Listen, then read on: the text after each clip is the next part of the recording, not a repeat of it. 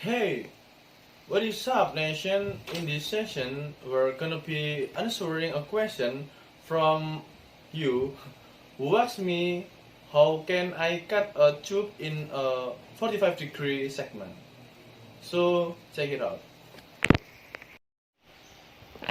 I've created a tube here in Sketchup already, and there are a few different ways that you can actually cut a tube in Sketchup. So I'm going to show you those three, starting with maybe the most obvious and then go from there. So if I was in here and I want to make a 45-degree cut, the first thing I would do would be to make a group of that tube and then make another object that essentially we're gonna use to slice our tube. So I'm gonna rotate press Q here to bring up the rotate tool and rotate this face 45 degrees. I'm not gonna be too careful about how I move this. I'm just gonna move it so that it intersects the tube. As long as it is fully converting the tube, I'm good. So the next thing up here in the toolbar I have, it's called the solid tools. If you don't have this, you just right click and then open space and you want to make sure that solid tools is checked. Now the third button from the top right, that is actually the subtract tool, and in the bottom left you can see that it says subtract first solid from second and keep only the result of the in the model. So that's what we want to do. So we will select it's like the first we will subtract from, so we want to select our object and then the tube, and this is the result.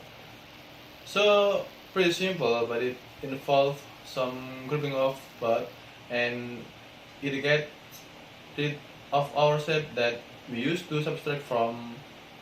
So certainly an effective method, but maybe not the best. The second way, we're just gonna make a plan here. So I'm gonna press R and the rectangle tool and then Q.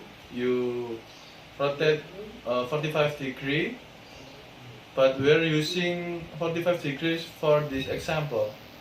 Press it, that is intersecting that plane. I'm going to select all of this. Control A to select off since only thing in model. Right click, go to intersect face with selection, and well, that's going to do is essentially slice this tube because it's ungrouped, and then your plane in that is selected is grouped, so it's not connected to anything to that. And we can use the eraser tool with E to erase the extra objects, but you can see here then it's actually not filled in, and if you draw a line on the outside it just makes a full circle. So you actually have to draw a second line on the inside and then delete it if you want your end to be kept essentially. So super effective and fast, probably then fastest until you get up to the F3 and where you need to fill in that shape. So if you don't need to do that, if you're combining two shapes like two pipes that are at 45 degrees angles, maybe it makes sense to do it this way. And then the last way is using a plugin, and I'm just gonna say full disclosure. Here this plugin in cost $15 and I don't get anything if you buy it. It's made by a plugin creator who makes a ton of plugins whose name is Enrod. I think that's how you say her name. I'm not 100% sure. So sorry if I said it wrong, but basically this will let you do it, and I think the quickest way. So make so many awesome plugins, or I guess they're actually called extensions. So many awesome extensions. I was like, you know what? She deserves at least $15 so me because she helped so much through all of her awesome plugins. So with this you are gonna do the same thing you sort last time and make that plain, but the big difference here is that you don't need to intersect it with the tube. So we're gonna just positions this in and then make a copy of it and flip it along the red axis. So for some reason it doesn't seem to actually work when I do it the first time, so I'm just actually gonna rotate it. Just if you are going to work around for that, so rotate this 180 degrees, then push it, and it doesn't actually have to be even in the same plane as the tube, which is kind of cool.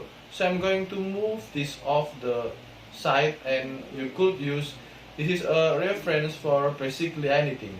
It will let you those two planes will let you cut anything. So what I did is I selected that, I then mouse over the aligned angle using the mouse and then help shift and made my cut so super awesome that I can just do so quickly. And you could even move it to be the other side just as quickly.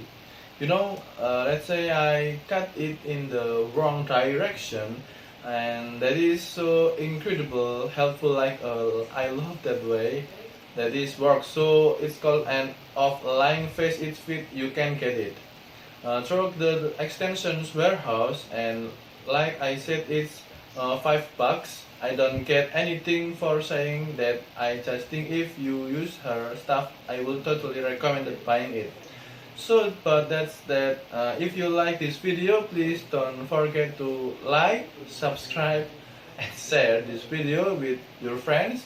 And as always, happy, happy hiking.